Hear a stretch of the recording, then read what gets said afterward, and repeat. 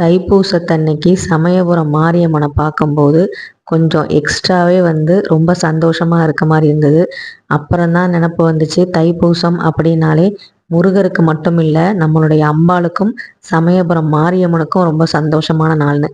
ஏன் அப்படின்னா, அண்ணனாக ஸ்ரீரங்கநாதரிடமிருந்து சீர் வாங்க போகிறாங்க இல்லையா? அப்புறம் அண்ணன்ட்டேருந்து சீர் வாங்கினா தங்கச்சிக்கு எவ்வளோ சந்தோஷமாக இருக்கும்.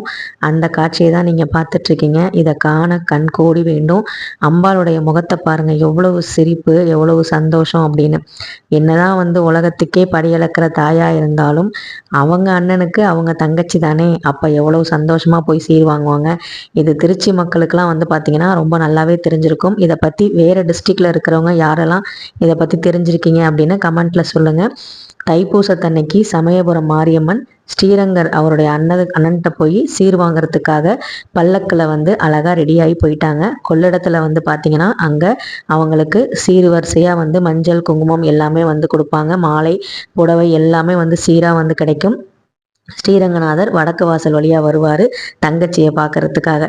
இப்படி பார்த்தீங்கன்னா இந்து மதத்தில் என்ன ஒரு சிறப்பு அப்படின்னா, கடவுள்களுக்குமே பார்த்தீங்கன்னா உறவு முறைகள் இருக்கும். முருகருக்கு அப்பா சிவன், அம்மா பார்வதி, அண்ணன் விநாயகர், விநாயகருக்கு தம்பி பார்த்தீங்கன்னா முருகர், முருகருக்கு மாமன் பெருமாள்.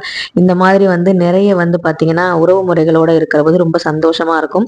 இந்த உறவு முறைகளோட சேர்ந்து நம்ம வாழ்ந்ததுனால தான் நம்மளுடைய ஆன்மீகம் இன்னமும் ரொம்ப ஸ்ட்ராங்காக இருக்குன்னு நான் நம்புகிறேன். அதுக்கப்புறம் சமயபுரம் மாரியம்மன் அங்கே கொள்ளிடத்துல அபிஷேகம்லாம் முடிச்சுட்டு சமயபுரம் அதுக்கப்புறம் அங்கே பக்கத்தில் இருக்கிற சுற்றுவட்ட கிராமத்தில் பார்த்தீங்கன்னா ஒவ்வொரு குறிப்பிட்ட இடத்துல மட்டும் அந்த பல்லக்கு இறக்கி அங்கே பெண்கள்லாம் மாவிளக்கு போட்டு நல்லபடியாக அங்கே தேங்காய் பழம்லாம் உடைச்சி நீர்மோர் பானகம் இதெல்லாம் தருவாங்க. ரொம்ப சந்தோஷமாக இருக்கும்.